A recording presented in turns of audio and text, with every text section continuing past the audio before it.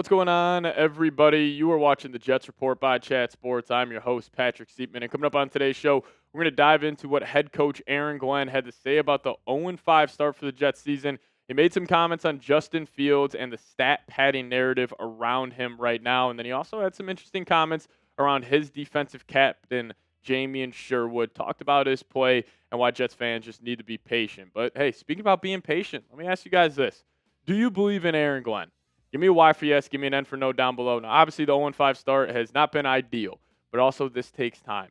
The Jets have been a poorly run organization for, probably since 2010, and it's going to take some time to get them out of this rut. So even though the 0-5 start, incredibly disappointing, but you guys let me know your thoughts. Do you still believe in the head coach? Do you believe in Aaron Glenn?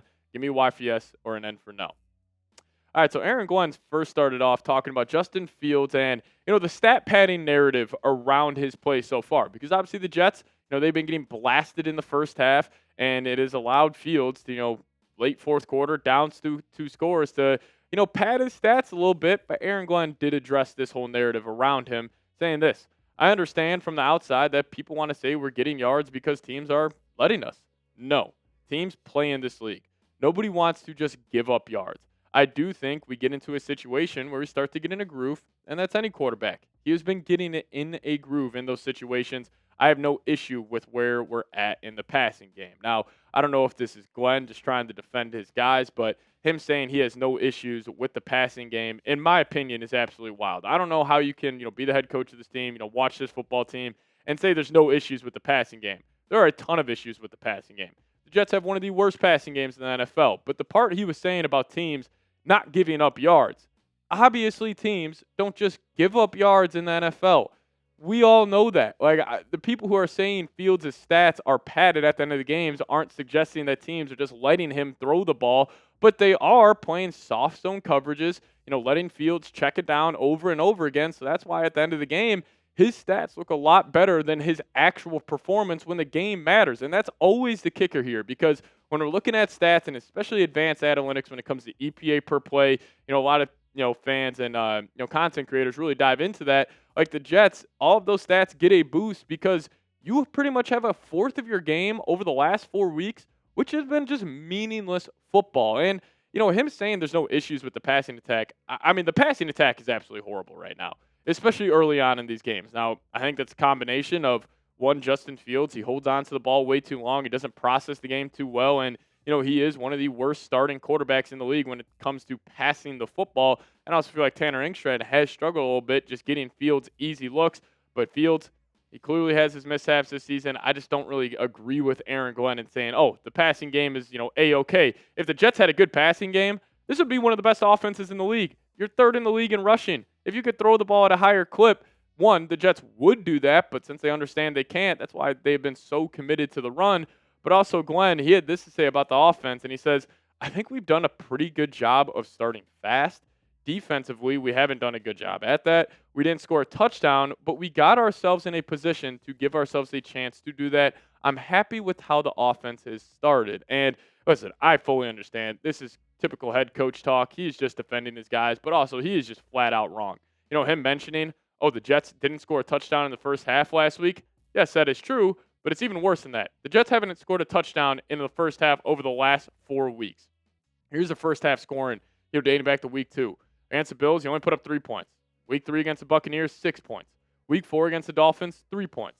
Week 5 this past week against the Cowboys, 3 points. So him saying the offense, he's fine with the way they have started off, that's just flat out wrong. That is just not true. And also, I know how bad the Jets have been defensively, but if they had a little more help from their offense, especially early on in the game, I don't think they would have been as bad as they've shown so far. But the offense, no doubt, they need to be better. Because if you have this performance against a very, very good Denver Broncos defense yet again this upcoming week, where if we add to this graphic and it's week 6, 6 points at the end of the first half, you are for sure going to lose that game. They got to start faster. They have to be more efficient offensively, especially when it matters, because it's tough to get a full evaluation on this offense.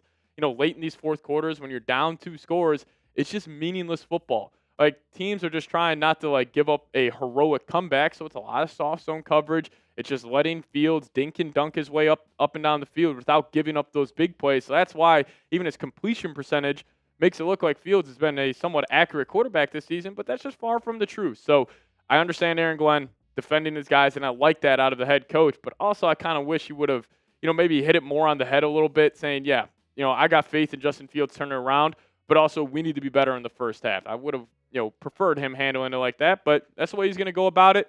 Is there a right or wrong, decision here? Probably not, but, Aaron Glenn just defending his guys at the end of the day, so I will take that as a positive. But you guys be the teacher for me. Grade the Jets offense so far. Give me an A, B, C, D, or F. You guys let me know your thoughts down below in the comment section. Now, dive into what Aaron Glenn had to say about Sherwood here in a second. But if you guys want to get some more New York Jets merch in your life, we got a awesome deal going on right now. But you have to click this link. It's chatsports.com/Jets hoodies. Make sure you click this link. I'll put this in the comment section and description of today's show. They got a ton of great stuff, but obviously this option I think is pretty fresh, the cutoff hoodie look. So if you guys want to check it out, chatsports.com/Jets hoodies.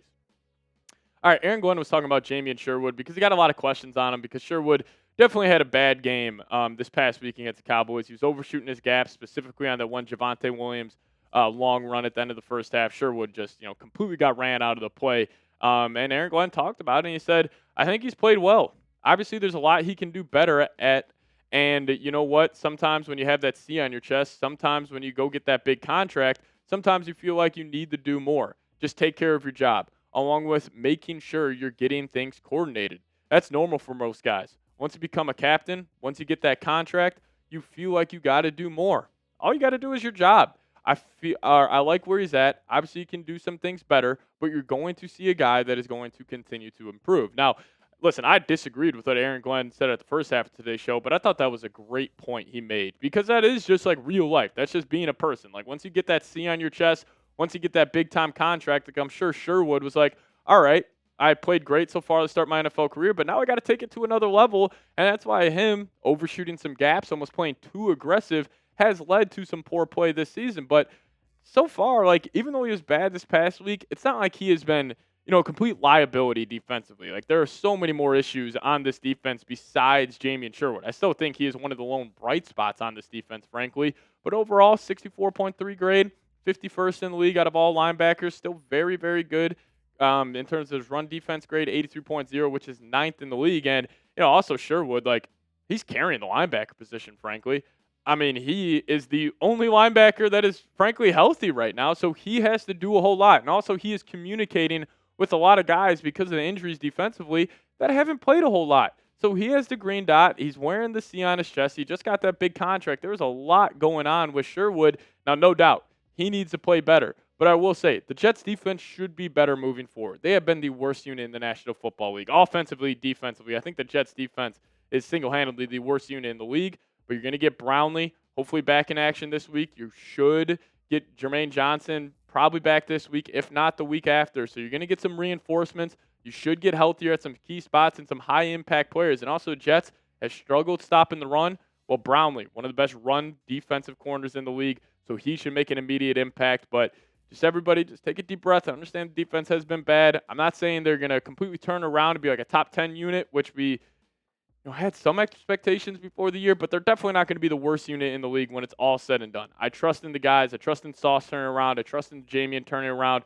You obviously got one of the best in the league in Quinnen Williams. Now, once you get those two edge rushers really humming, we should get a better performance out of this defense. But I'll ask you guys, do you still believe in it? Can the Jets defense turn it around? Give me a Y for yes or give me an N for no. You guys let me know your thoughts down below in the comment section. And also hit that subscribe button on your way out. We'll keep you guys posted with everything you need to know around your favorite football team, the New York Jets.